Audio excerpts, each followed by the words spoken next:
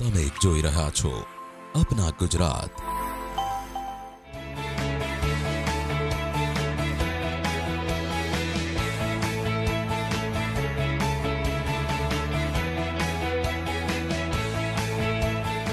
આપણે જોડાયેલા છીએ નવકાર ઇન્સ્ટિટ્યૂટના ડિરેક્ટર ધવલ કાંતિ સાથે।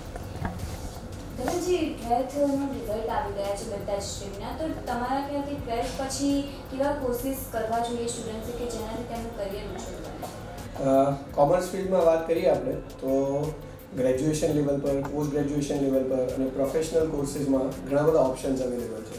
જેમ કે અગર હું કહું કે ગ્રેજ્યુએશન લેવલ પર તો BCom છે, BBA છે, BCA છે, જે બેઝિક કોર્સિસ છે। એમાં જ તમે આગળ જો માસ્ટર્સ કરવા માંગો એટલે પોસ્ટ ગ્રેજ્યુએશન કરવા માંગો તો MCom છે, MBA છે અને MCA જેવા ઓપ્શન્સ અવેલેબલ છે।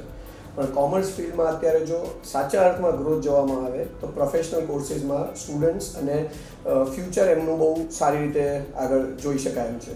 કેમ કે પ્રોફેશનલ કોર્સિસમાં જો આપણે વાત કરીએ તો CA છે, CS છે, ICWA છે જેવા અલગ અલગ ઓપ્શન્સ અવેલેબલ છે।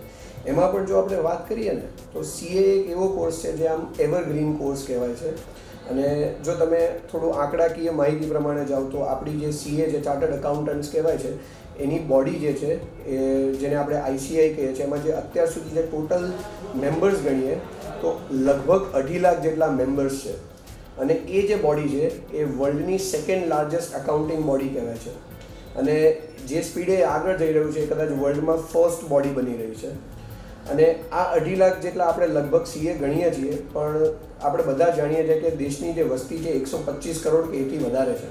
અને એની સામે જો આપણે ખાલી 2.5 લાખ CA ગણીએ તો એ ઘણા જ ઓછા કહેવાય છે।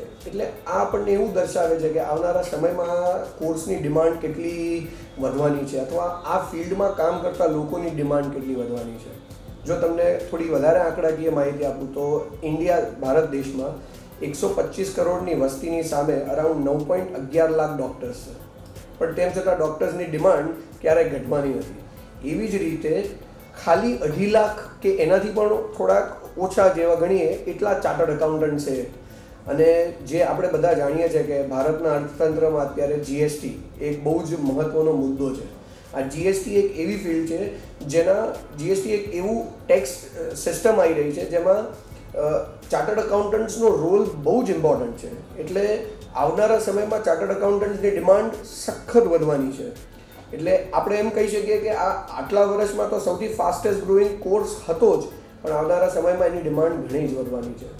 અને એમાં પણ કદાચ એક બહુ મહત્ત્વની ઇન્ફોર્મેશન જો હું આપની જોડે શેર કરું તો CAમાં અત્યારે જે કોર્સ ચાલી રહ્યો છે એને આપણે ફર્સ્ટ યરના કોર્સને CPT કહીએ છીએ।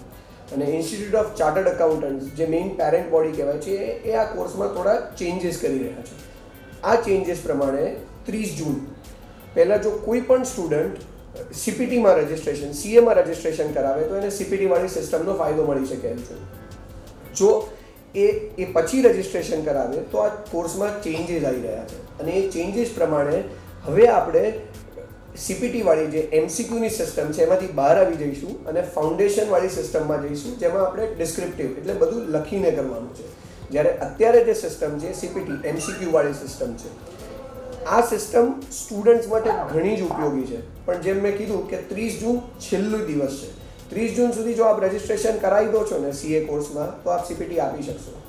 અચ્છા, જે લોકો એને હમણાં જ 12th પાસ કર્યું હોય એ લોકો માટે તો આ 30 જૂનની ડેટ એપ્લિકેબલ જ છે। પણ ધારો કે કોઈ સ્ટુડન્ટ એવો હોય જે 11માં હોય, ધારો કે કોઈ સ્ટુડન્ટ એવો હોય જેણે 10th આપી છે ને જેનું રિઝલ્ટ આવી ગયું છે, એ સ્ટુડન્ટ માટે પણ આ જ ઓપ્શન અવેલેબલ છે કે જો એ લોકો આ 30 જૂન પહેલાં રજિસ્ટ્રેશન કરાવી દેશે તો પછી ભલે એમની એક્ઝામ ભલે 10માં હોય હમણાં અને એમની એક્ઝામ 12માં પછી આવે, પણ તો એ લોકો CPT વાળા સિલેબસનો MCQ વાળા સિલેબસનો ફાયદો લઈ શકશે।